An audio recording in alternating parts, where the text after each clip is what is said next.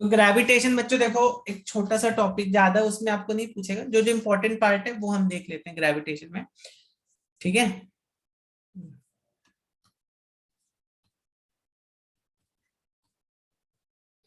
Okay, तो देखो gravitational force, पहले तो देखो ग्रेविटेशनल फोर्स जो होता है, it is given by g m1 m2 by r square. R square. अब देखो, now let's try to see how this force looks like. तो ये किस में लग रहा है? दो मासेस के बीच में लग रहा है। ये अगर m1 है और ये अगर m2 है, तो ये जितने फोर्सेस को खींचेगा, ये भी इसको सेम फोर्स से खींचेगा, खींचेगा कि ज्यादा फोर्स से खींचेगा? क्या लगता है सर आपको? सेम फोर्स से खींचेगा सर, एक्शन और reaction. Yes, very good. To every action there is equal and opposite reaction. Reaction. तो ये आपको मालूम है, ठीक है। दिस इज आल्सो यस और sir no? This is sir ये ऐसा होगा ना sir, f f from 1 to 2 is equal to f from 2 yes, to बोल 1। सकते हैं आप, both are equal, yes yes yes, ठीक है। तो ये सब बच्चों को पता रहना चाहिए। अब इसमें सिंपल सिंपल क्वेश्चन आपको देखो दे सकता है। जैसे आपको बोल देगा कि अगर मान लो मासेस डबल कर दिया और रेडियस हाफ कर दिया, तो ग्रेविटेशनल फोर्स कितने टाइम्स बढ़ जाएगा? बताओ जल्दी से। क्या सर? अगर मासेस को डबल कर दिया, मासेस आर डबल्ड, मतलब मास को हमने सर डबल कर 16 टाइम्स हो जाएगा। एंड रेडियस इज हाफ, तो ग्रेविटेशनल फोर्स कितने टाइम्स बढ़ जाएगा? Sir 16 times. 16 टाइम्स। सर 8 लग रहा है सर मुझे। 8 लग रहा है? नहीं सर 16 होगा। सर Yes, मैं sir, सर 16 होगा फोर बराबर। सर 4 टाइम्स होगा। 4 टाइम्स होगा। तो मासेस को हमने डबल कर दिया, मासेस दोनों मास को हमने डबल कर दिया है, सर रेडियस मतलब को हाफ कर इंडिविजुअली दिया। दोनों को डबल किया 4m सर, होगा कि सर। दोनों को दोनों सेम? को डबल कर दिया, दोनों, both masses are double. Sir 16 होगा। 16 अब होगा। क्योंकि रेडियस हाफ हो गया तो उसका स्क्वायर तो 1/4 होगा। यस, तो देखो यहाँ पे, सर तो यहाँ पे बच्चों यहाँ पर देखो, तो मासेस को हमें डबल करना है ना, तो पहले फोर्स कितना था? G m1 m2 by r square. अब जो नया फोर्स है वो मान लो एफ डैश है, ठीक है। तो दिस इज, दोनों मासेस को हमें डबल करना है, तो 2m1 2m2 और रेडियस को हमें हाफ कर देना है, आर बाई उसका होल स्क्वायर। कितना हो गया ये? सर 4 into 2 into 2 हो जाता है सर। आई थिंक 16 हो गया कि नहीं हो? 16। हाँ सर, यस यस। इसको solve हाँ करो। Sir, r square. हाँ सर। और ये देखो, ये कितने के बराबर है? ये एफ के बराबर है। ये देखो, ये वाला टर्म एफ के बराबर है कि नहीं है? तो एफ डैश जो है वो 16 टाइम्स तुम्हारा बढ़ गया। समझ में आई बात? समझ में आई बात कि नहीं आई? हाँ सर, समझ में आ गया सर। ओके, चलो अब देखते हैं एक्सीलरेशन ड्यू टू ग्रेविटी इस फॉर्मूले से हम कैसे निकाल सकते हैं। तो ये बात आपको समझ में आ गई, करेक्ट? अब बच्चों Yes, अर्थ sir. का जो, हाँ थोड़ा यस, ऊपर दिखा सकते हो तो बोलिए। हाँ यस, देख लो जल्दी से। तो gravitational forces, they are always attractive, ठीक है। तो आई थिंक मैंने आपको बताया था नेचर में ना, आपको बेसिकली 4 तरह के फोर्सेस देखने को मिलते हैं, ठीक है, करेक्ट? या 3 बोल लो, न्यूक्लियर में हम वीक और स्ट्रॉन्ग देख लेंगे। तो जो एक फोर्स जो होता है, जो सबसे बेसिक कैटेगरी का फोर्स है, वो ग्रेविटेशनल फोर्स है बच्चों। तो ग्रेविटेशनल फोर्स किसके किसके बीच में लग रहा है? किसके किसके बीच में लग रहा है? दो sir every masses. Single object in the universe sir. Yes, और this is a long range force. कैसा है ये? लॉन्ग रेंज है कि नहीं है? Yes sir. Yes sir. ठीक है। फिर Yes. इसके बाद जो दूसरे कैटेगरी का फोर्स आता है वो होता है इलेक्ट्रोमैग्नेटिक। ये कहां पर है? चार्जेस के बीच में लगता है। Yes sir. सर इलेक्ट्रोस्टैटिक ना? इलेक्ट्रोमैग्नेटिक बोलते हैं इसको। मैग्नेट में भी जो लगता है उसको, that is also electromagnetic, that is also because of charges. तो चार्जेस की वजह से लग रहा है, ठीक है। तो जैसे आप देखते हो पॉजिटिव पॉजिटिव एक दूसरे को रिपेल कर रहे हैं, क्यों रिपेल कर रहे हैं? ग्रेविटेशनल फोर्स की वजह से? नहीं, इलेक्ट्रोमैग्नेटिक। और ये जो होता है ये वीक फोर्स है। सर एक ठीक। सर पूछना था सर हाँ कि अगर सर दो ऑब्जेक्ट हो गए सर, अगर मतलब दो नोटबुक्स हो गए सर, तो अट्रैक्ट इसलिए नहीं करते ना कि सर क्योंकि जी की वैल्यू बहुत कम है।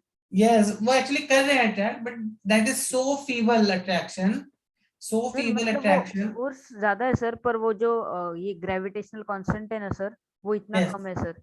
वो सर तो बहुत फिर कम होता है। Yes yes over a period of time पे भी सर वो सेम ही पोजीशन पे रहेंगे ना सर? Yes yes yes. मैं आता हूँ, उस पॉइंट पर आता हूँ मैं, ठीक है। I just come to this point. बताओ इलेक्ट्रोमैग्नेटिक फोर्स क्या होंगे, लॉन्ग रेंज या short range? Short range. Short range. नहीं, ये भी लॉन्ग रेंज है, तो कैसे? दूर तक लग जाता है ना। सर फॉर्मूला सेम ही होता है दोनों का, सिर्फ वैल्यूज सॉरी वेरिएबल्स अलग अलग होते हैं। यस, बट आप देखो, आप 1 मीटर पे भी लगाओगे, अगर मान लो दो चार्जेस को रखा, तो फोर्स तो लगाएंगे ना एक दूसरे पर, लगाएंगे कि नहीं लगाएंगे?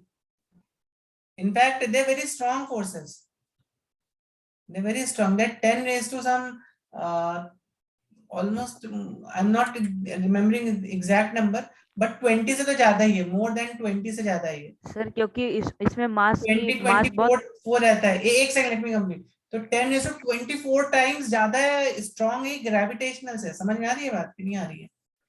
सो यस, क्या बोल रहे हो? सर, इसमें मास कितना भी कम हो सर, वो मतलब फोर्स ज्यादा ही है सर। हाँ, force it is also long range. आप रूलर लेते हो, कुछ देखते हो, कुछ पेपर्स को रखो और उसके ऊपर रूलर रखो, तो अट्रैक्ट कर लेते हैं ना वो रूलर उन पेपर्स को। Yes sir. तो it's also long range force and it is very very strong, ठीक है। यस अब सर। ये, अब आते हैं हम लोग न्यूक्लियर फोर्सेस पर। तो न्यूक्लियर फोर्सेस कहाँ पे लग रहे हैं? Protons, neutrons. तो न्यूक्लियर फोर्स मालूम है कब लगता है बच्चों? सर दो प्रोटॉन्स के बीच में। हाँ सर, जब दो न्यूक्लियस में ना सर प्रोटॉन मतलब दो पॉजिटिव या पॉजिटिव अट्रैक्ट नहीं हो सकते प्रोटॉन सर। न्यूट्रॉन या neutron neutron, femtometre 10 raised to -15, femto -15 होगा ना? Yes sir. या 10 raised to -15 मीटर के डिस्टेंसेस पर आ जाते हैं, समझ रहे हो? तो instead of repelling it will start attracting. Proton proton जो है, instead of repelling now it will start.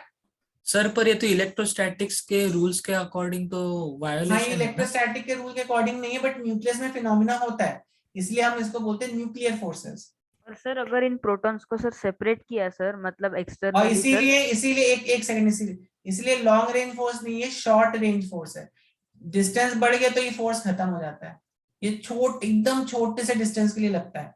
And this is sir अगर डिस्टेंस Very बढ़ गया तो strong. फिर रिपलिंग स्टार्ट हो जाएगी। yes, and it's very strong force actually. It is 10 raised to 50 times even stronger than electromagnetic forces also. ठीक है, इसलिए जो न्यूक्लियर बॉम्ब्स बनते हैं तुम्हारे, उन्हें प्रिंसिपल क्या रहता है? सर आप ये उस सब प्रोटॉन सर सेपरेट करते हैं ना सर? प्रोटॉन, सर सेपरेट करते हैं ना sir externally? I did not gate, separate कैसे करोगे आप? सर मतलब ये प्रोटॉन सर जो मतलब अट्रैक्ट कर रहे हैं सर, तो उनको सर ऐसे दूर खींचते हैं सर। किसको दूर खींच रहे proton? I am not getting that. Proton sir, दो प्रोटॉन्स को सर। अरे न्यूक्लियस में क्या होगा, न्यूक्लियस में आपके जो प्रोटॉन्स होंगे वो एक दूसरे को चिपका के रखेंगे, because of this nuclear forces ना, वाले प्रोटॉन्स है न्यूक्लियस के अंदर, तो ये एक दूसरे को ऐसे पकड़ के रखेंगे बहुत टाइटली। ये सर वेरी स्ट्रांग है ना? हाँ, it is very strong force, ठीक है। सर आप न्यूक्लियर बॉम्ब का मेन प्रिंसिपल बता रहे थे। हाँ, तो न्यूक्लियर बॉम्ब में क्या होता है, जब तुम इन बॉन्ड्स को अगेन ब्रेक करते हो, ठीक है, तो जैसे ये बॉन्ड्स ब्रेक होते हैं तो there some energy which is released, ठीक है। Yes sir. That is tremendous energy, बहुत ही, देखो कितना स्ट्रॉन्ग बॉन्ड है ये। तो ये जब स्ट्रॉन्ग बॉन्ड्स, इतने स्ट्रॉन्ग बॉन्ड्स टूटते हैं, तो there some huge amount of energy which is being released also, ठीक है। सर कल एक दो प्रोटॉन का जब भी बॉन्ड टूटता है ना? यस यस यस, ठीक है। Okay sir. इनफैक्ट पूरा न्यूक्लियस ही तो टूटता है ना, पूरा न्यूक्लियस ही ब्रेक हो जाता है ना, ऐसा न्यूक्लियस ब्रेक होता है। हाँ सर, यस सर। तो कुछ रिएक्शंस होते हैं जब वो सर पर हम बॉन्ड्स ये ब्रेक होते हैं तो हीट करते एनर्जी कैसे है सर? करते हैं। यस यस, बोलो। सर पर हम ये एनर्जी प्रोवाइड इतनी कहाँ से करते हैं? वो सेल्फ प्रोवाइडिंग, वो चेन रिएक्शन बना लेता है वो अपने आप में। Okay sir. ठीक है, चलो तो आगे बढ़े फिर। सर क्योंकि एनर्जी इज कंजर्व ना, तो जितनी हाँ, एनर्जी energy is देंगे conserved. उतनी तो निकलेगी। यस, एनर्जी उसके पास है ना, उसके पास स्ट्रॉन्ग बॉन्ड्स हैं। स्ट्रॉन्ग बॉन्ड मतलब जैसा भी मैं आपको बता रहा था, हाँ sir, potential energy potential energy बहुत हाई है उसके पास। ठीक है, चलो तो इतने ध्यान रहेगा बच्चों, ग्रेविटेशनल, इलेक्ट्रोमैग्नेटिक एंड न्यूक्लियर, इस पर भी क्वेश्चन पूछे आपको होमी बाबा में। ठीक है, चलो तो ध्यान रखना। और ग्रेविटेशन में और क्या बता रहा था, बस इतना ही था। वेरिएशन हाँ, इन जी का वैल्यू क्या होता है। Yes, so what is the value of G? 9.813। 9.10. नहीं, ये इस जी की अच्छा, ये 6 क्या? पॉइंट कुछ तो सर। कुछ तो, कितना कुछ तो, सर मुझे याद नहीं आ रहा सर। जी का वैल्यू कितना होता है? सर मुझे इतना पता सर, एंड में सर 10⁻⁻11 है सर। 6.7.10 raised to -10 या 11 सर। हाँ -11, what will be the unit?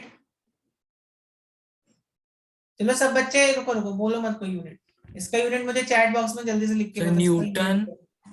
जो लिखो, बोलो मत, लिख के बताओ मुझे जल्दी से चैट बॉक्स में कितना यूनिट होगा इसका। What will be the unit for G, capital G? Force का यूनिट क्या होता है बच्चों? What is unit for force? Newton. इसका यूनिट क्या हो जाएगा? KG into KG, KG square हो गया, kg square, meter square, meter square, तो इसका यूनिट क्या हो गया? Newton meter into square by meter kg square square. Divided by KG square ना।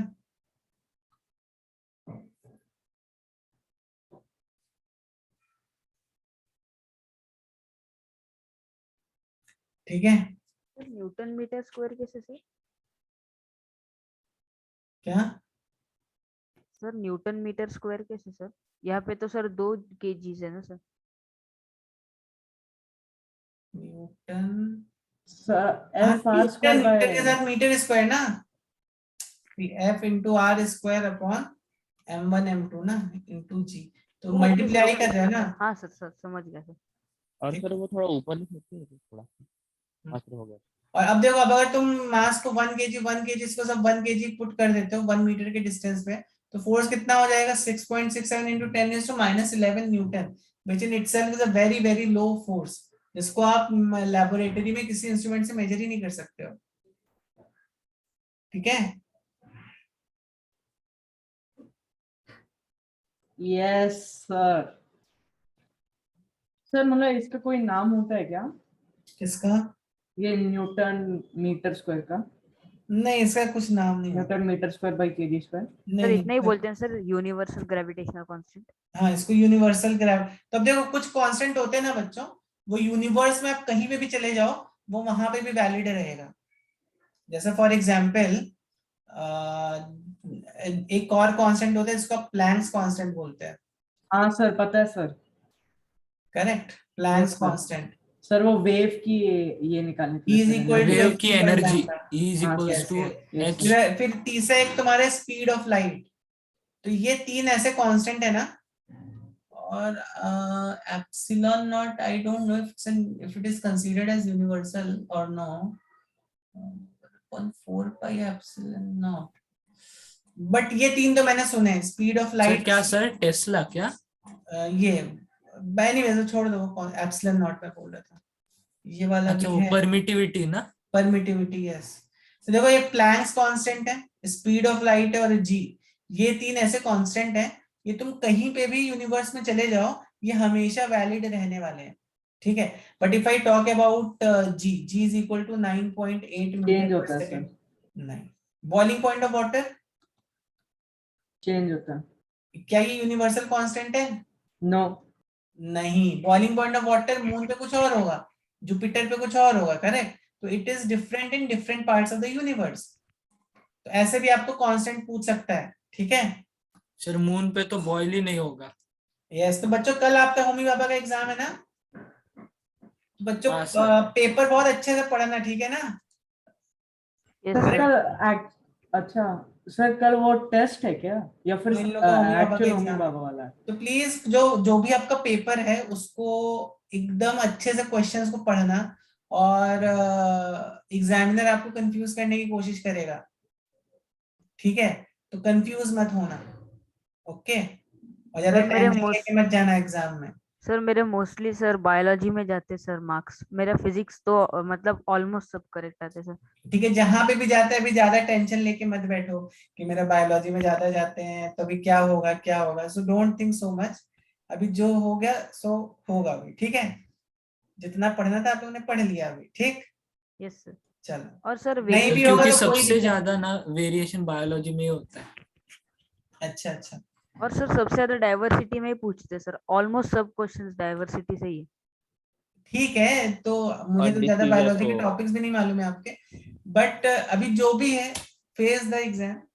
बायोलॉजी के कितने 30 ही क्वेश्चन होंगे बायोलॉजी के ना, तो 30 में चलो तुम ऐसा समझो तुम 15 भी बना के आ जाओगे, तो फिजिक्स और केमिस्ट्री स्ट्रांग रखो आपका। फिजिक्स में आपके सर अगर इसके 30 आ अंदर गए, सर कुछ तो 64 होता है सर 9th के लिए सर कट ऑफ यूजुअली। या 64 सर होता इस है बार तो 56 है। हाँ सर। सर लेकिन 64 मान के चलने का सर। अरे मैं बोलता हूँ तुम 60 मान के चलो, ठीक है? 60 तुम्हें लाना है, 65 लाना है, तो फिजिक्स अच्छे से करो, केमिस्ट्री अच्छे से करो। फिजिक्स केमिस्ट्री में 25 तुमने मार लिए अगर, तो 50 तो ऐसे ही हो गए तुम्हारे। बायोलॉजी में 30 में से 15 तो कर ही लोगे ना आराम से। सर और फिर वो जीके में भी सर थोड़ा सा हाँ, तो तुक्का जीके में लग भी ही रहता जाएगा। है, तो 60 तो ऐसे ही हो गए तुम्हारे, 50 तो ऐसे हो गए, 65 ऐसे ये हो गए। तो जीके के समझ लो 5 क्वेश्चन। तो अगर तुमने बायोलॉजी अच्छे से नहीं भी प्रिपेयर किया तो भी तुम्हारा 70 तो ऐसे ही आ गए, अगर तुमने फिजिक्स केमिस्ट्री अच्छे से किया है तो ना। हाँ सर। तो ज्यादा टेंशन लेने की बात नहीं, आर्यन को एक्सपीरियंस है, देखो उसने दिया है। बायो में ना सर सबसे ज्यादा गड़बड़ होता है सर, लेकिन सर तभी भी सर सेकंड लेवल के अंदर क्वालिफाई हो गया सर। बायो के अंदर सबसे ज्यादा लेकिन गड़बड़ होता है।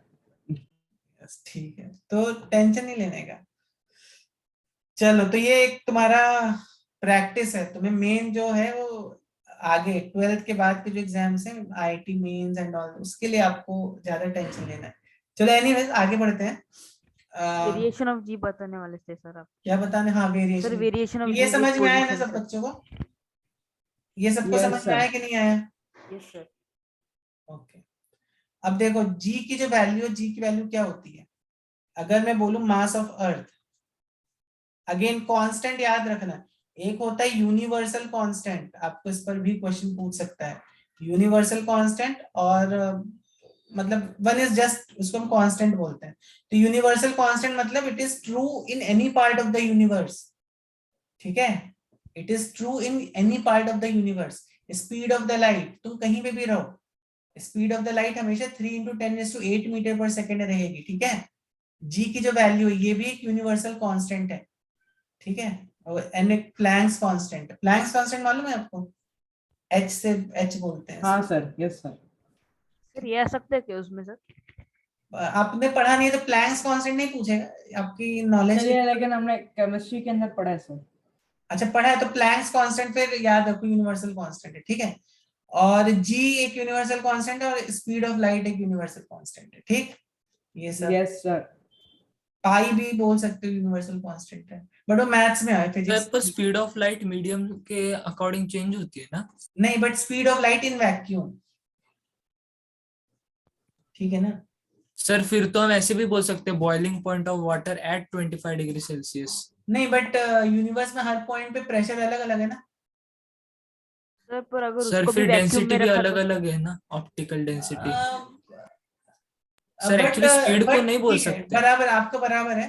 पर अगर वो कंडीशंस, वो मतलब समझो पानी में अगर तुम देखोगे स्पीड ऑफ लाइट, तो स्पीड ऑफ लाइट कहीं पे भी तुम देखो वो इतनी रहने वाली है, 3 × 10⁸, ठीक है? स्पीड ऑफ लाइट को हम यूनिवर्सल लेकिन ब्लैक कांस्टेंट होल में करके तो फिर स्पीड ऑफ लाइट कुछ भी नहीं रहती। क्या क्या? ब्लैक होल में speed of light black hole की बात कर रहे हैं?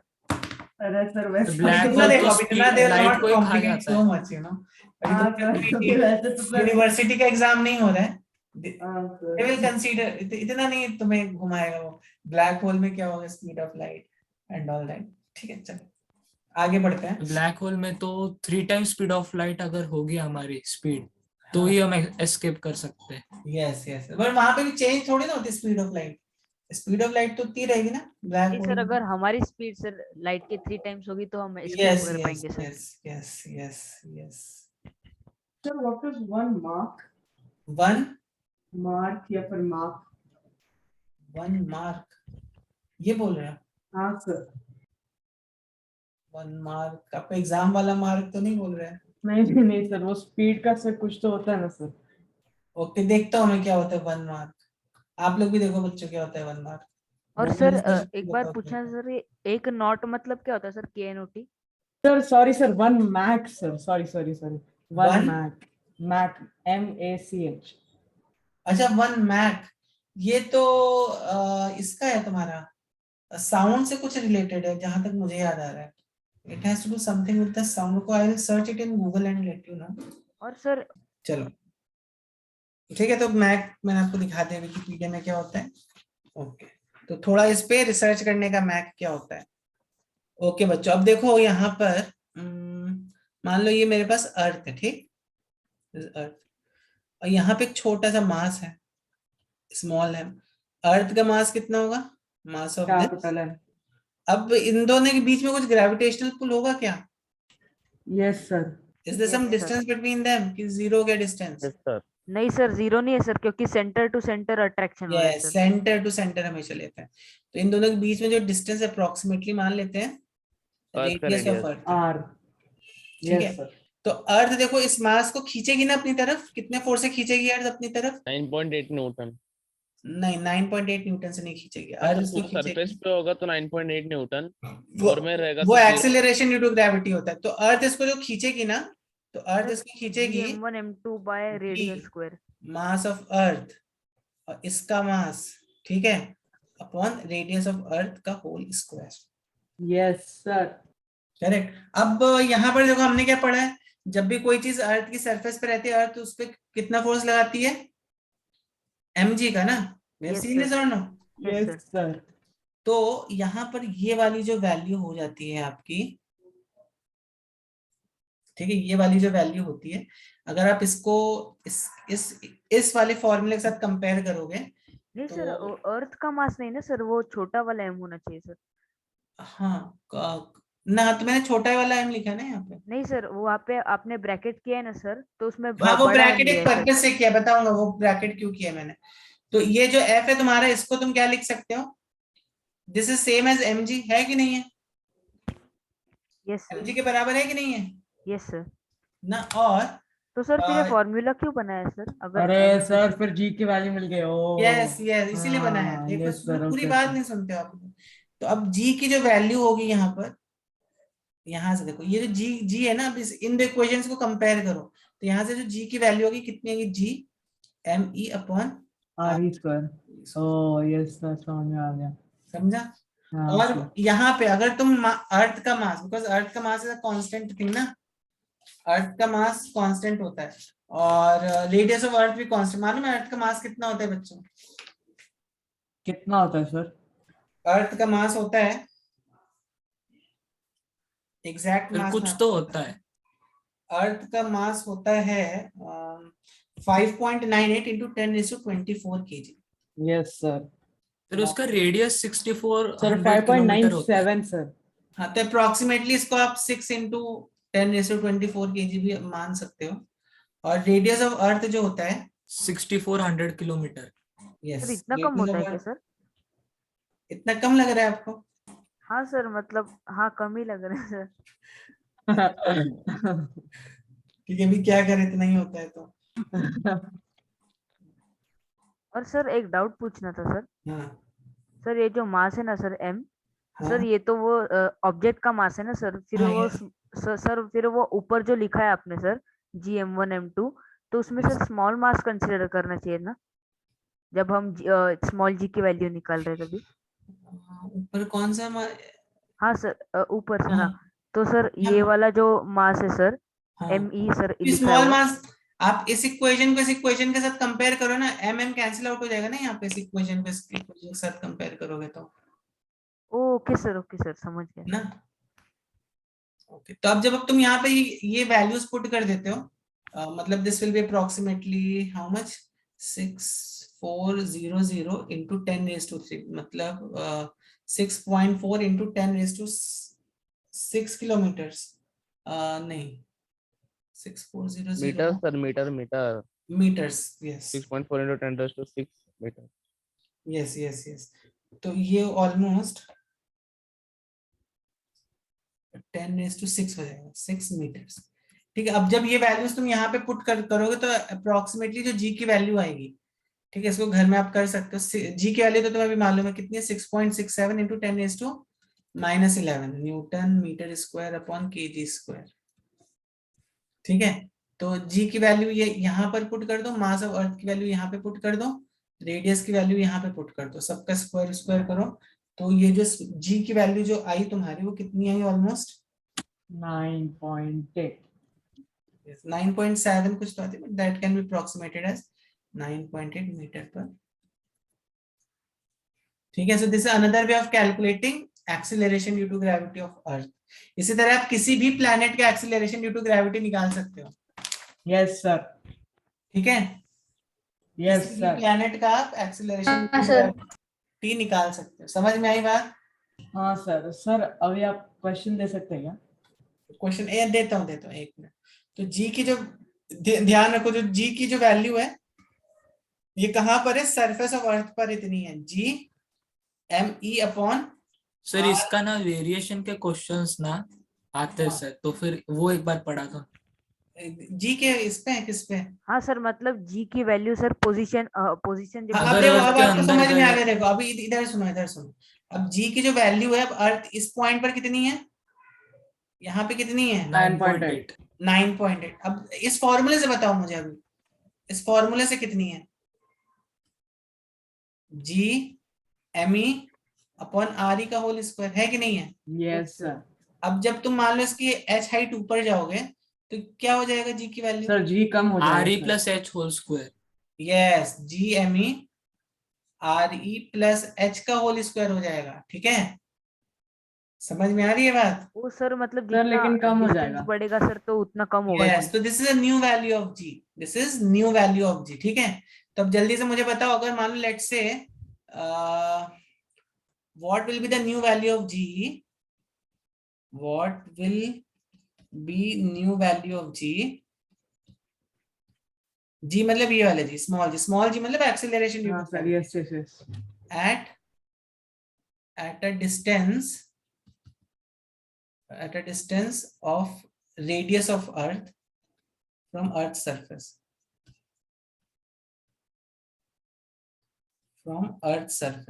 मतलब टोटल सेंटर से कितना हो जाएगा, sir what is radius of earth? From earth surface, earth की सरफेस से एच की वैल्यू तुम्हारी सर आ रही है 4.9। वो एक्चुअली वो ठीक है, आप पहले सॉल्व करो फिर मैं बताता हूँ इसको। क्वेश्चन समझ में आया? New value of G at a distance of radius of earth from, हाँ समझ में आ गया सर। 4.9 9.8/2 हो जाएगी सर। नहीं सर अच्छा 4.9। रुको रुको, जो भी आंसर है चैट में मुझे डालो, जो भी आपका आंसर आ रहा है चैट में मुझे बताओ। सर वैल्यू बतानी है सर, क्या मतलब सिंबल्स में बताना है? न्यू वैल्यू ऑफ जी, हाँ मतलब जी/2 हो जाएगी, जी/8 हो ओके जाएगी, सर, ओके। जी ऐसे करके बताओ, जी/6 हो जाएगी, what ever it is. Sir भेजा सर। भेजा, ओके, मेरे ख्याल से इतना नहीं होगा। ओके, जी के टर्म्स में मुझे बताओ, जी के टर्म्स में जो भी तुम्हारा आंसर आ रहा है ना, जी/2, जी/8, जी/6, सर, ऐसे भेजा। इसके टर्म्स में बताओ। सर ठीक है, मैंने भेजा सेंड किया है सर। सर। ओके, तो सर मैंने भी सेंड किया। ओके, चलो मैं बताता हूँ आंसर, सब बच्चों को भेज लेने दो जरा। तो करेक्ट है क्या? लग तो रहा है, सर मेरा करेक्ट है क्या सर? मैंने नया वाला भेजा है एक। यस यस सही है। सर, आर्यन मेरा आप थोड़ा correct और अच्छे से सोचो, आपका थोड़ा गड़बड़ आ रहा है आर्यन। सर मेरा करेक्ट है ना? हाँ करेक्ट है, करेक्ट है नहीं।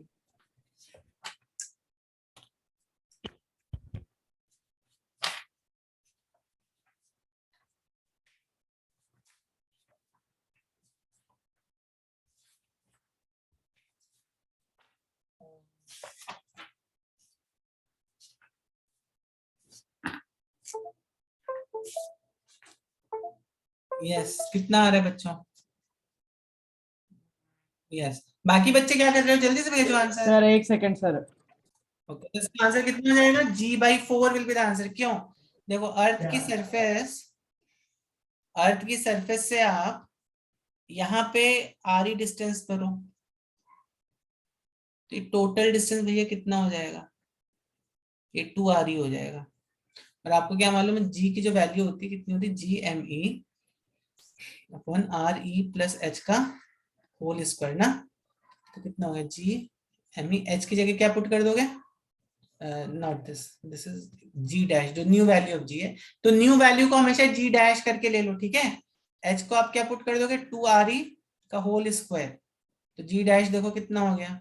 GME अपॉन 4RE का whole square which is equal to G/4।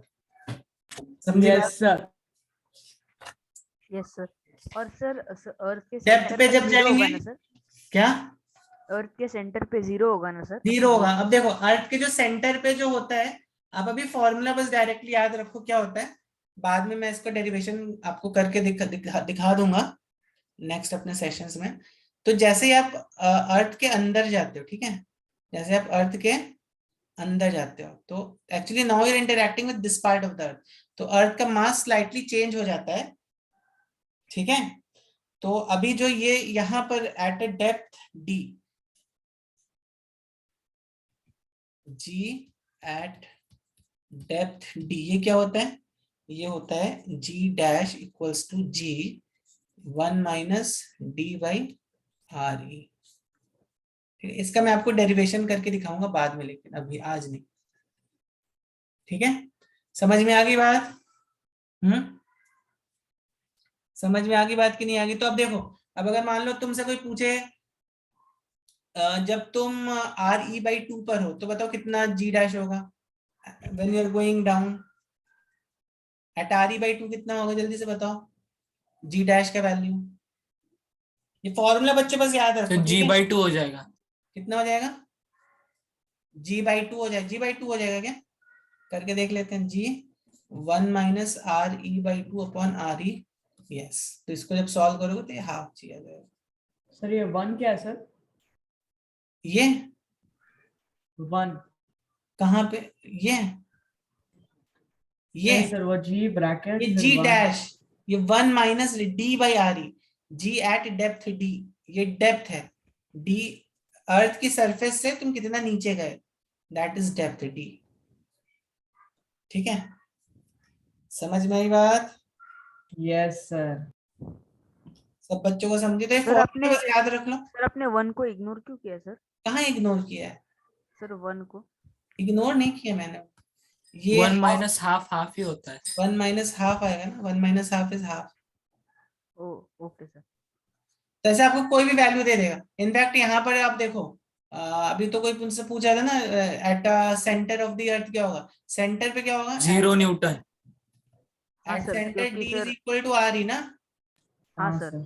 तो G डैश की डेप्थ वैल्यू कितनी हो सर जाएगी? 0 हो डेप्थ 0 जाएगी। हो जाएगा सर, और जी भी सर। यस, तो सेंटर पे G की वैल्यू कितनी हो जाएगी? 0 हो जाएगी। अब बताओ G की वैल्यू ज्यादा कहाँ पर होगी? इक्वेटर पर होगी कि पोल पर होगी? सर तो 1 क्या माइनस सर? 0 तो 1 ही होगा ना सर, थोड़ा पोल। ऊपर स्क्रॉल कर। हाँ सर, अगर 1 D की माइनस जगह। D को RE पुट कर दो तो 1 माइनस 1 हो गया ना। हाँ यस यस यस। ओके, अब बताओ पोल पे ज्यादा G की वैल्यू होगी या इक्वेटर पे ज्यादा होगी? पोल। सर पोल, पोल पे पोल। सर। पोल। पोल पे होगी, क्यों? सर सर क्योंकि पोल सबसे थोड़ा कम पास होता है सेंटर से। सेंटर तो अर्थ का शेप कैसा है? सर थोड़ा सा ओवल टाइप। ओवल टाइप का सर। चपटा ना।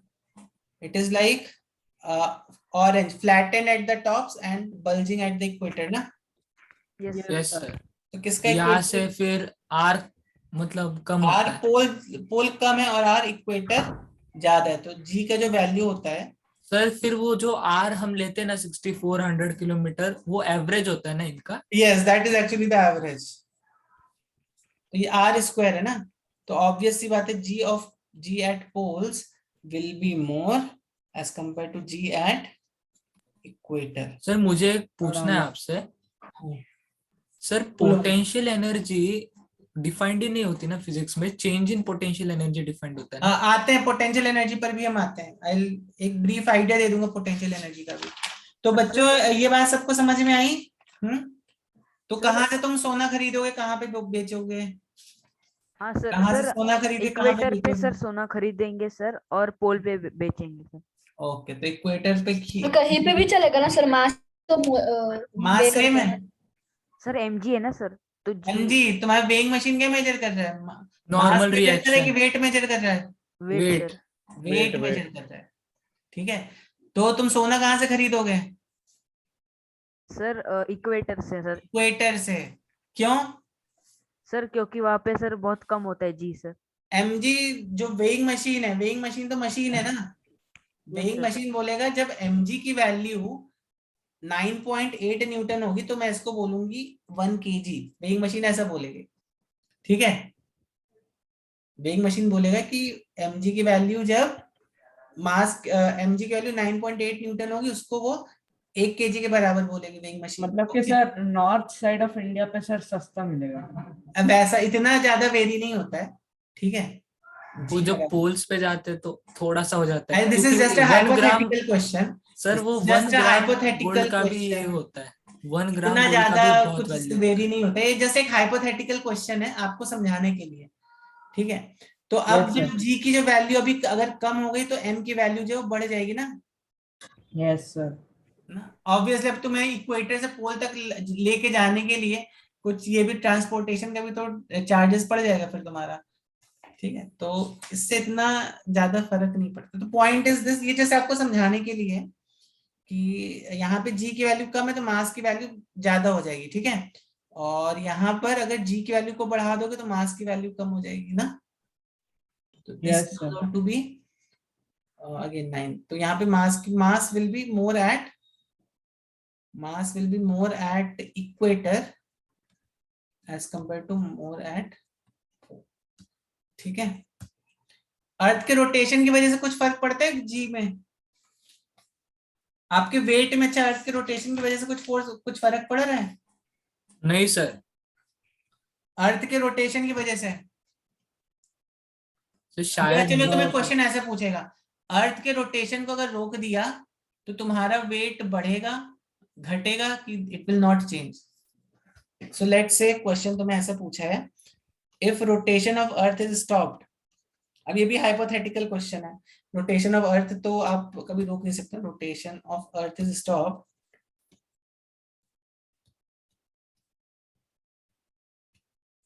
योर वेट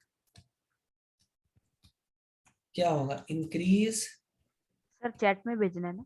हाँ चैट में, डिक्रीज, अनचेंज्ड लिख देता हूं,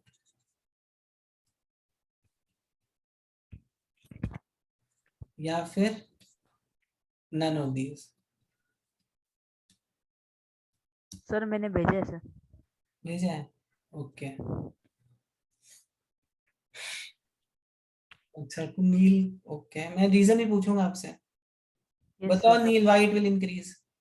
सर इंक्रीज इसलिए होगा सर क्योंकि कोई भी सर सर्कुलर मोशन होता है ना सर, मतलब रोटेशन जब भी कुछ होता है ना, तो तभी ना सर दो फोर्सेस लगते हैं, एक सेंट्रीपिटल और एक सेंट्रीफ्यूगल सर। तो सेंट्रीपिटल में ना सर, तो मतलब ना सेंटर सीकिंग फोर्स सर, मतलब ना सेंटर के पास जाने का ट्राई करेगा सर, पर उसमें सेंट्रीफ्यूगल भी होता है सर। पर सिर्फ अगर रोटेट करेगा सर वो, तो फिर सेंट्रीफ्यूगल फोर्स सर ज्यादा होगा सर, इसलिए हमारा वेट कम होता है सर। और अगर वो रोटेट करना बंद कर देगा सर, तो फिर हमारा वेट बढ़ जाएगा सर। ओके, और आपको कुछ ऐड करना है नील? नहीं सर। सोमन? सर वही सेम सर। देखो देखो बच्चों, अर्थ अभी रोटेट कर रही है ना, अर्थ रोटेट कर रही है ना बच्चों, करेक्ट ना? Earth is rotating. तो अभी तुम मान लो यहाँ पे खड़े हो, कहीं तो इस रोटेशन की वजह से क्या होता है बच्चों, करेक्ट? आप देखो, आप कोई चीज को गोल गोल गोल जोर जोर से घुमाओ, ठीक है? कोई चीज को जोर जोर से जब तुम घुमाते हो तो तुम उसमें फोर्स लगाते हो कि नहीं लगाते हो? Yes sir. कहाँ फोर्स लगाते हो तुम? सर आउटर डायरेक्शन में सर, नहीं, बाहर। तुम अंदर की तरफ फोर्स लगाते हो उसमें। सर पर फिर वो बाहर क्यों जाता है सर? हाँ, वो बाहर क्यों जाता है बता रहा हूँ, ठीक है। या तुम इसको ऐसा समझो, मान लो एक एक क्या बोलते हैं, मैरी गो राउंड टाइप का एक झूला है, ठीक है। मैरी गो राउंड टाइप का एक झूला है, तुमने उसको यहां से ऐसे पकड़े हुए, तुम उसको यहां से ऐसे पकड़े हुए हो। ध्यान से समझना इस बात को, तुम इसको यहाँ पे ऐसे पकड़े हुए हो, तो तुम्हारे ऊपर झूला फोर्स कहाँ पे लगाएगा बताओ जरा। तुम अपने ऊपर फोर्स कहाँ पे फील करोगे? सर बाहर बाहर की की तरफ। डायरेक्शन में सर। तुम अपने ऊपर फोर्स बाहर की तरफ फील करोगे ना। हाँ लेकिन सर। वो जब ये झूला तुम ऐसे से घुमा रहे, ये झूला ऐसे से गोल गोल घूम रहा है, ठीक है। लेकिन तुम तुम झूले पे फोर्स कैसे लगा रहे हो? सर सेंटर की टूवर्ड्स, इसलिए तो रेस्ट पे है ना हाँ, सर, हम झूला देखो, टेंजेंशियली। झूला तो तुम पे फोर्स ऐसे लगा रहे हैं ना, लेकिन ये जो झूला है, मतलब ये जो मैरी गो राउंड जो भी होगा, ये तो तुमको अपने अंदर की साइड खींचने की कोशिश कर रहे हैं ना, तभी तो ये सर्कुलर मोशन पॉसिबल हो रहा है ना। आर यू अंडरस्टैंडिंग दिस और नो? Yes sir. सर हम सिर्फ फ्रिक्शन अप्लाई कर रहे हैं सर, मतलब हम फ्रिक्शन की वजह से उधर है sir. Yes yes yes, you can say that. But point is, जब भी कोई चीज गोल गोल घूमती है, तो तुम्हारे ऊपर तुम ऐसा समझो, जब भी कोई चीज गोल गोल घूमती है, अगर तुम उस जगह पे बैठ जाओगे जो चीज गोल गोल घूम रही है, तो तुम्हारे ऊपर जो फोर्स है वो बाहर की डायरेक्शन पे एक्ट होना स्टार्ट हो जाएगा। इतना सा लॉजिक ध्यान में रखो, ठीक है। क्या बोला मैंने? कोई चीज अगर गोल गोल घूम रही है, करेक्ट, और तुम उस गोल घूमती हुई चीज के अंदर बैठ जाओगे, तो तुम कैसा फोर्स एक्सपीरियंस करोगे? बाहर की तरफ। और इसका क्या एक्सपीरियंस है तुम्हें? गाड़ी, तुमने देखा है जब भी कोई कार ऐसे टर्न होती है, तो तुम कहाँ पे फोर्स एक्सपीरियंस करते हो? तुम मान लो कार पे बैठे हो यहाँ पर, तुम अपने सर ऊपर, ये डायरेक्शनल इनर्शिया ना। हाँ सपोज कार ऐसे ऐसे जा रही है, तो तुम्हारे ऊपर फोर्स कहाँ, तुम अपने ऊपर फोर्स कहाँ पे फील सर करते हो? Right side. Right side. Left पे फोर्स है तभी वो हम राइट में जाते हैं सर। देखो तुम कहाँ पे फोर्स एक्सपीरियंस करो, दैट इज द पॉइंट। तुम राइट की तरफ फोर्स एक्सपीरियंस करोगे, हाँ ठीक यस है। सर।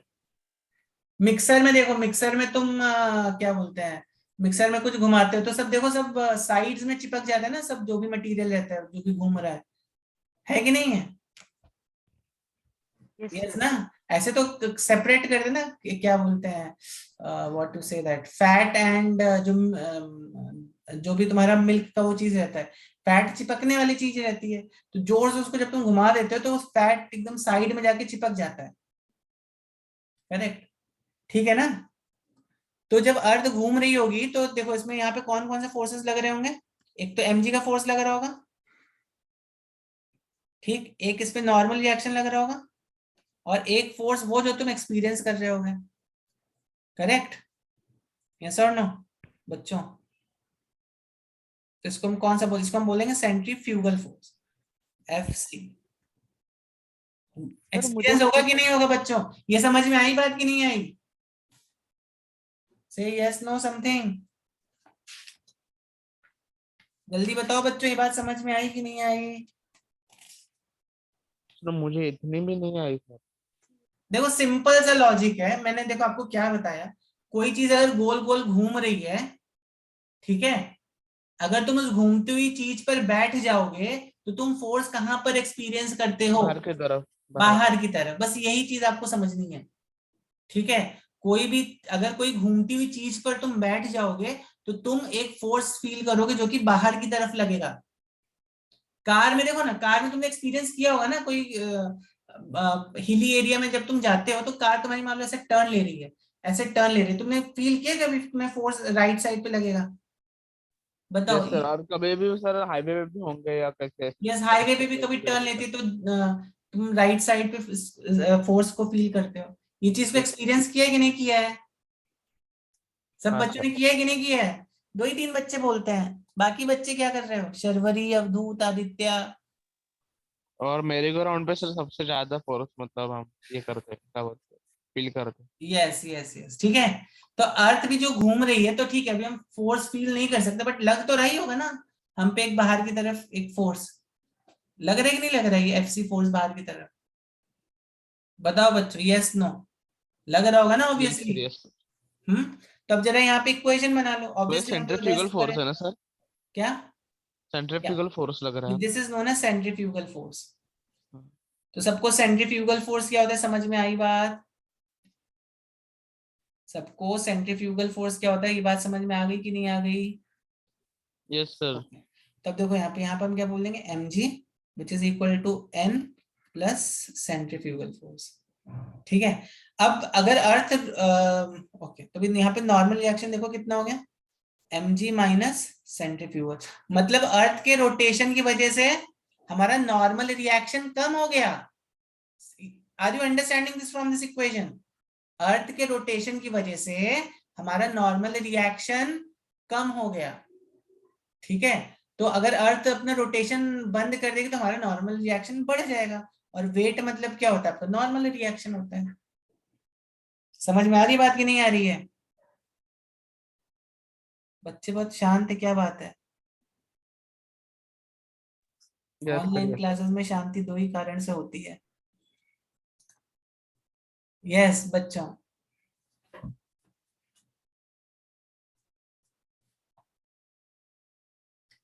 यस बच्चों बताइए जल्दी।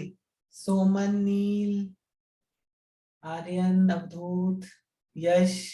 सर क्वेश्चन क्या है सर एग्जैक्टली? मैंने बोला ये समझ में है आपको? हाँ कि सर, हाँ यस यस। तो अगर अर्थ का रोटेशन स्टॉप होगा तो योर वेट क्या होगा? आपका weight it will increase. Increase और डिक्रीज? इंक्रीज। इंक्रीज। इंक्रीज। ठीक है, चलो यस। तो ये सबको समझ में आया कि नहीं आया, कि किसी को डाउट है कुछ? पर सर अगर रोटेशन सर बंद हो गया सर और हाँ, रेवोल्यूशन चालू ही होगा सर, तो फिर ना एक पॉइंट रिवॉल्यूशन का थोड़ी ना देख रहे हैं यहाँ पे। रिवॉल्यूशन का ठीक है, अभी इतने सारे फोर्सेस अभी मत सोचो, अभी पहले एक चीज को तो ध्यान में रखो। ठीक है, इतना क्यों कॉम्प्लिकेट करना अपना अर्थ की मोशन को? ठीक है, वैसे भी मैंने बोला दिस इज हाइपोथेटिकल क्वेश्चन। ठीक है, यस सर। अर्थ का रोटेशन पता नहीं कभी बंद होगा, don't know when it's going to stop.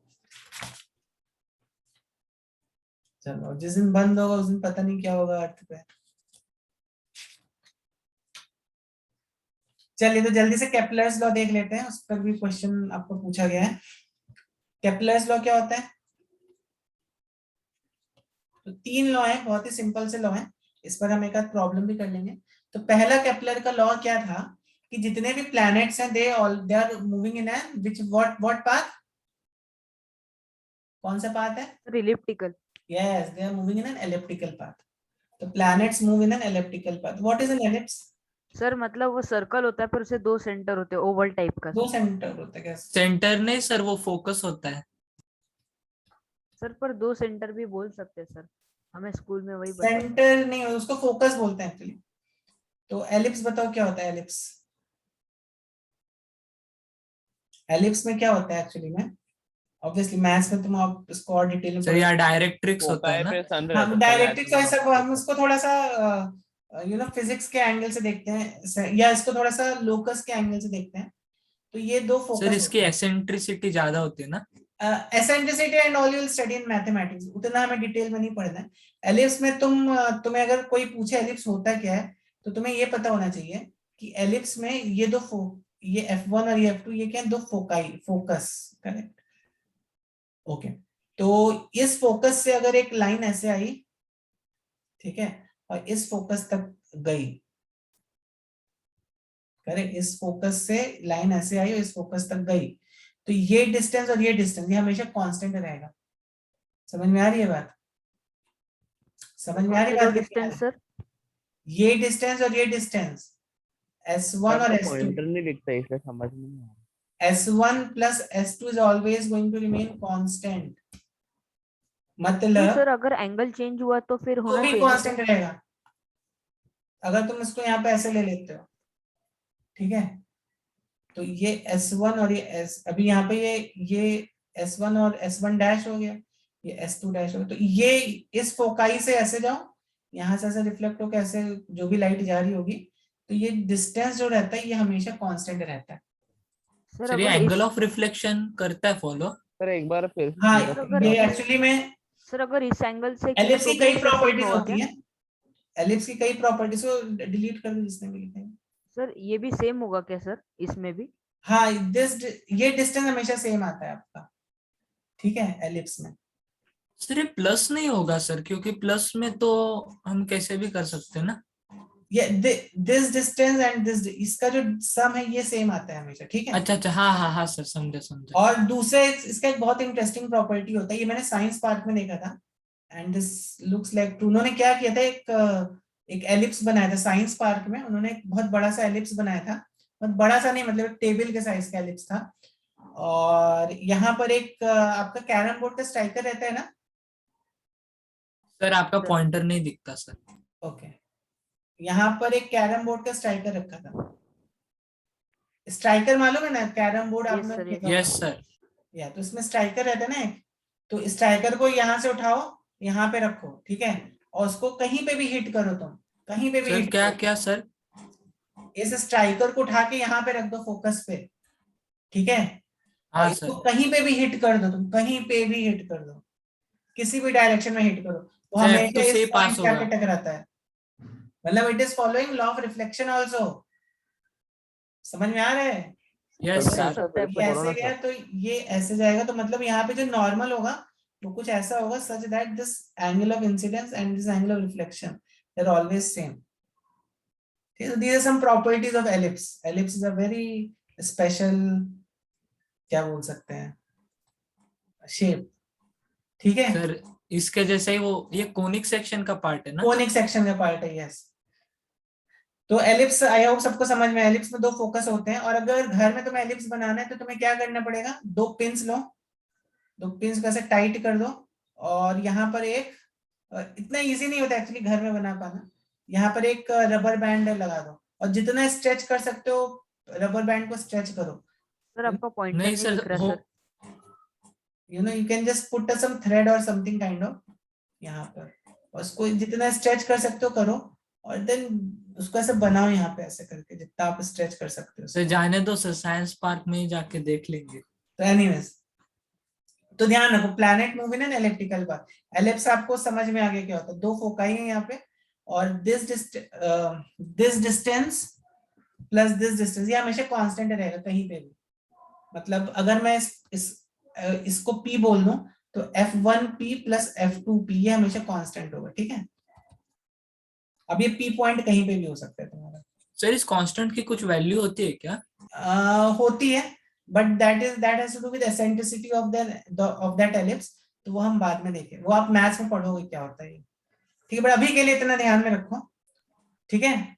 और मैंने आपको एक और इसकी प्रॉपर्टी बताई, यहाँ पे एक स्ट्राइक लाइट रे को अगर यहाँ से प्रोजेक्ट करोगे किसी भी डायरेक्शन में, तो वो लाइट रे हमेशा इस F2 वाले फोकस पे जाके मीट होगी, ठीक है। इनफैक्ट जो तुम्हारे ये जो लेंसेज होते हैं ना, कौन से लेंसेज, लेंस बोल रहा हूँ, मिरर जो होते हैं ना, mirror mirror, mirror plane mirror. Concave mirror, तो एक्चुअली वो एक्चुअली सर्कुलर नहीं होता, वो एलिप्टिकल होता है।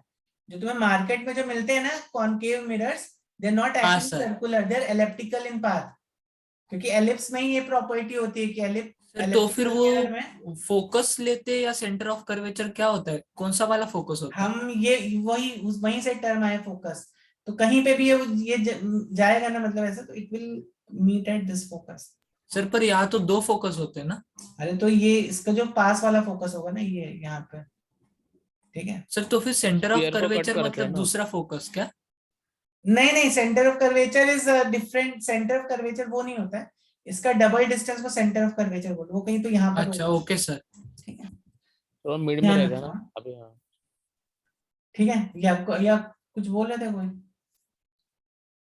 ओके, तो एलिप्स की समझ में आ कहानी गया समझ सर। में आई सबको?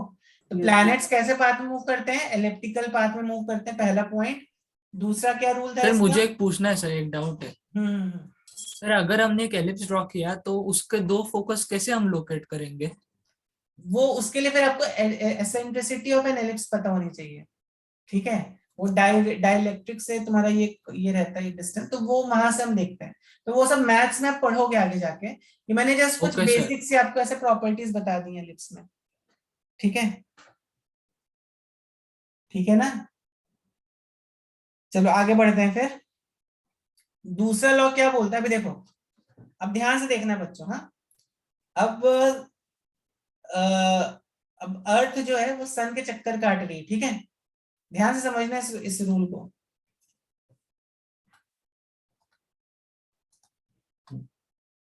अभी क्या है पता नहीं क्या।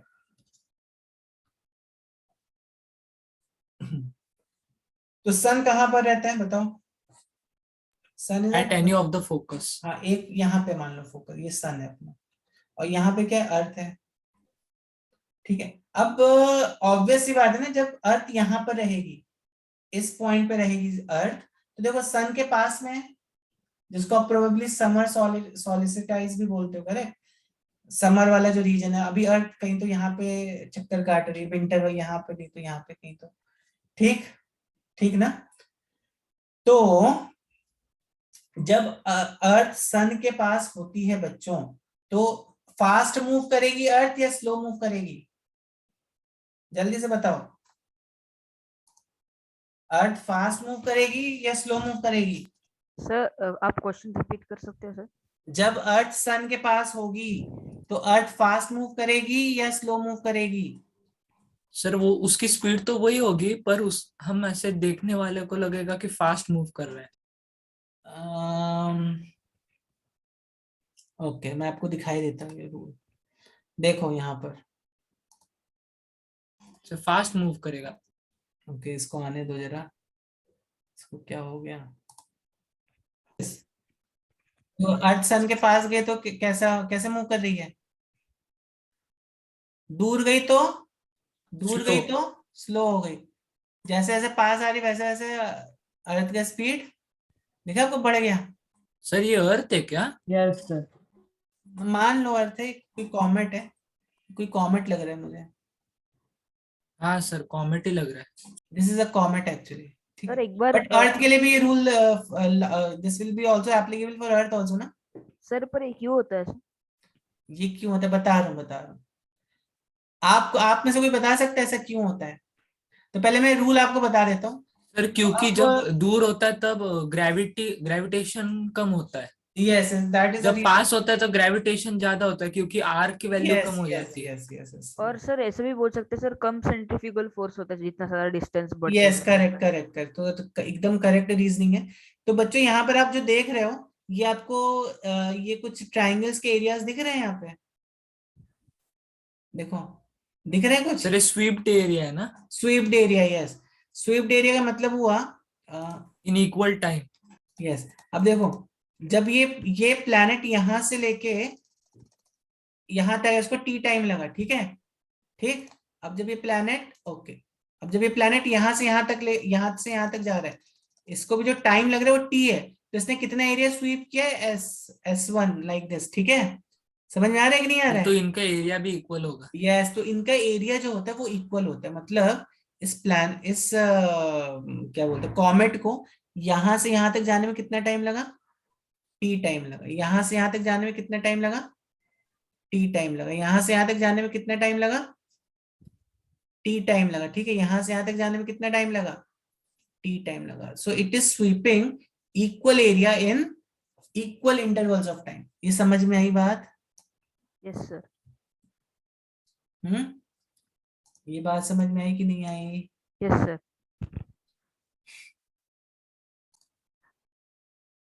Okay, what is second law says? Equal areas are swept in equal intervals of time, ठीक है? सेकेंड लॉ क्या बोलता है? Equal areas are swept in equal intervals of time. Sir पर फिर एक जगह पे फास्ट और एक जगह पे ये कैसे है सर, स्लो? अगर इक्वल मतलब हाँ, यूनिफॉर्म तो इसीलिए तो यहाँ पे जब वो मूव कर रहे हैं तो ये वाला जो एरिया होगा और ये वाला जो एरिया होगा ये इक्वल होगा। ये सन के भी तो पास में आ गया ना अभी, सन के भी तो पास में आ गया ना अभी। अगर मान लो ये इतना ही डिस्टेंस ट्रेवल करता है यहाँ पर, तो फिर तो इसका एरिया और कम ही हो जाता ना, बहुत कम हो जाता। तो इसको इक्वेट करने के लिए, इस एरिया को इक्वेट करने के लिए ज्यादा तेजी से मूव करेगा, ठीक है? तो क्या बोल रहा था, equal areas are swept in sir मतलब ये यूनिफॉर्म मोशन है ना? Equal intervals of time, yes. समझ में आ गई बात? पर सर अगर यूनिफॉर्म मोशन होगा सर, यूनिफॉर्म मोशन थोड़ी ना है भाई मेरे, यहाँ पे स्पीड चेंज हो रही है, स्पीड चेंज हो रही है, डायरेक्शन चेंज हो रही है, तो यूनिफॉर्म मोशन थोड़ी ना होता है। तो सर फिर ये क्या इक्वल इंटरवल्स ऑफ टाइम में सर स्वीप क्यों कर रहे हैं एरिया इक्वल है, स्पीड इक्वल नहीं है। मैंने क्या बोला, एरिया इक्वल है, मैंने बोला कि स्पीड इक्वल है। मैंने क्या बोला आपको? S for area. Yes, swept area, S means swept area. Okay sir. समझ में आई बात की नहीं आई? बेसिकली फिर से देखो, अगर आपको समझ में नहीं आई तो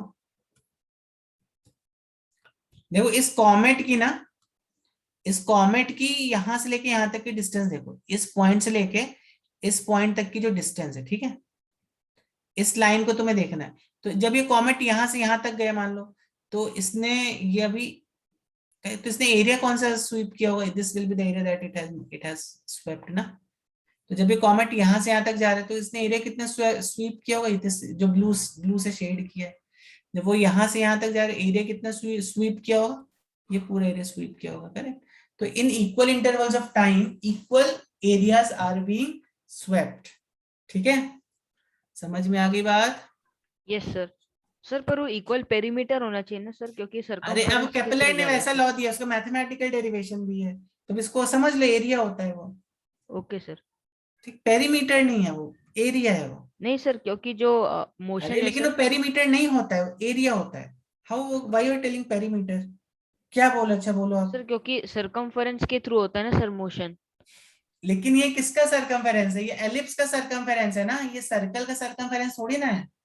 एलिप्स के सरकमफेरेंस का कोई फॉर्मूला नहीं होता आज तक।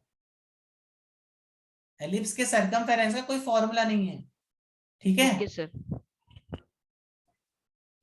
चलो आगे बढ़े, फिर आगे बढ़े। Third law. तो okay. अच्छा हाँ, एक चीज और ध्यान रखना, इस पॉइंट को एपोजी बोलते हैं, इस पॉइंट को पेरिजी बोलते हैं।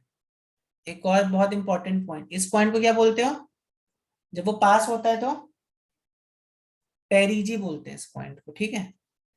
अगर ये वर्ड आ जाए तो कंफ्यूज मत होना। इस पॉइंट को क्या बोलते हो? इस पॉइंट को बोलते हैं अपोजी, ठीक, अपोजी पेरिजी है। पे स्पीड ज्यादा, अपोजी पे स्पीड कम। पेरिजी पे स्पीड ज्यादा, अपोजी पे स्पीड कम, ठीक है?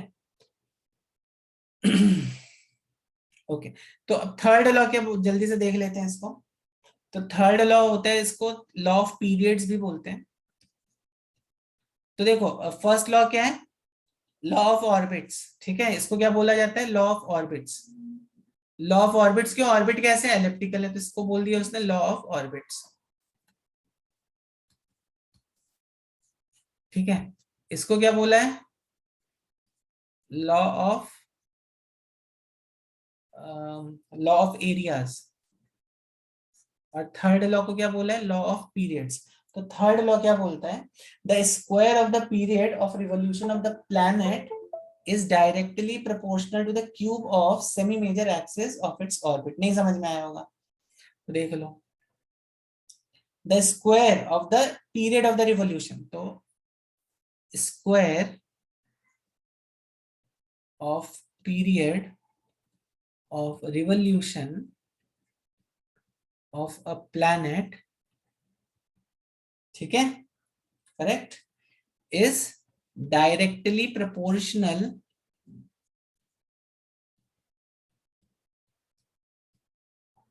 to the cube of semi major axis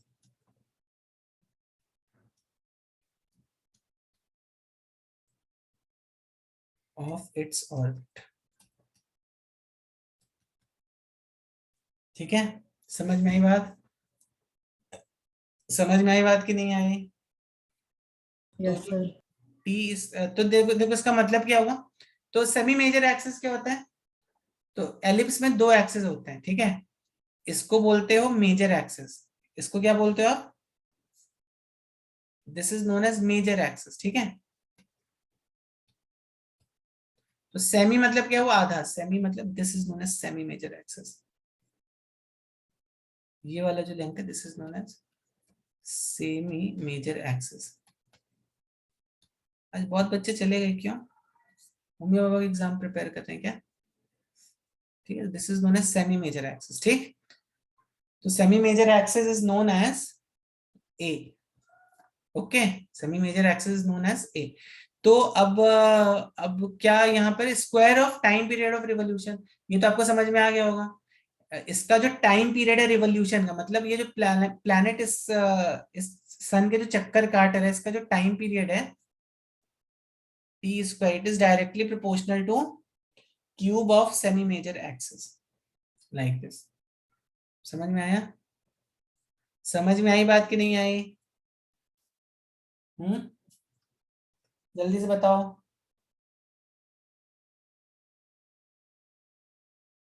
समझ में आई सर। आई ना समझ में? ओके।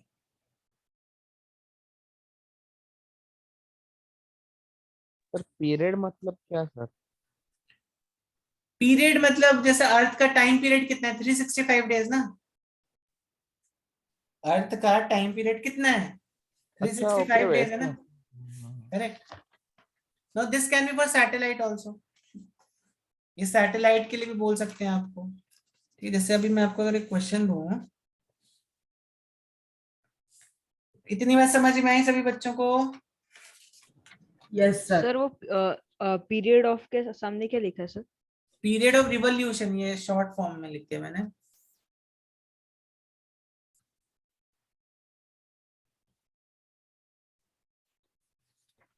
ठीक है,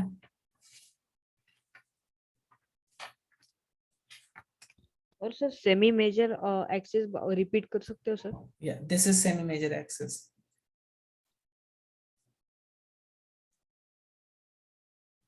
This distance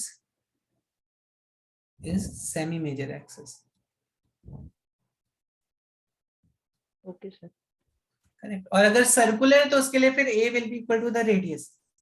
अगर कोई चीज सर्कुलर है तो उसके लिए a क्या हो जाएगा, रेडियस हो जाएगा। ठीक है, समझ में आई बात? इसमें I am just searching a question on this।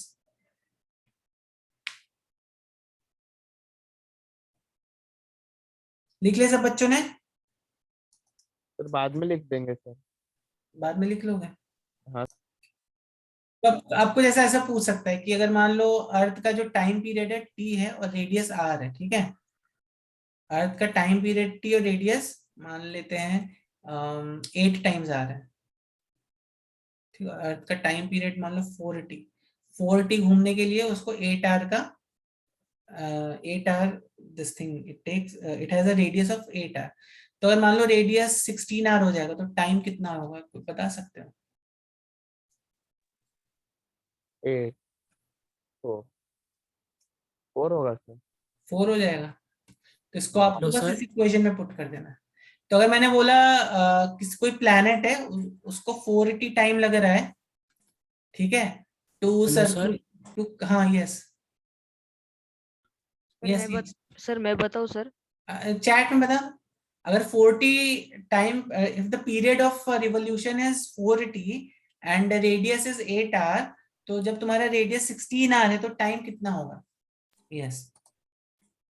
Hello sir. हाँ बोलो बोलो बोलो बोलो। सर मैं अभी डिस्कनेक्ट हो गया था सर। हाँ तो मैंने बस यही बताया, थर्ड लॉ ऑफ नहीं सर, ये समझा, ये क्वेश्चन का दिया है।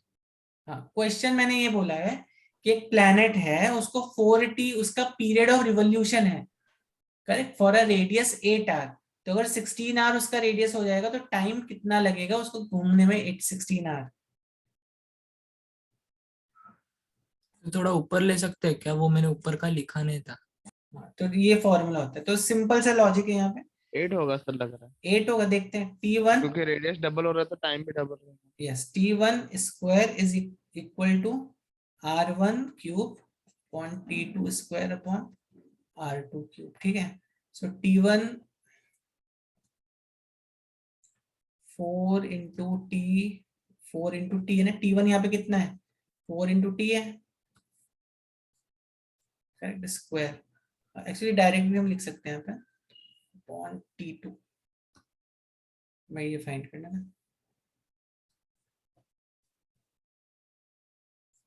This is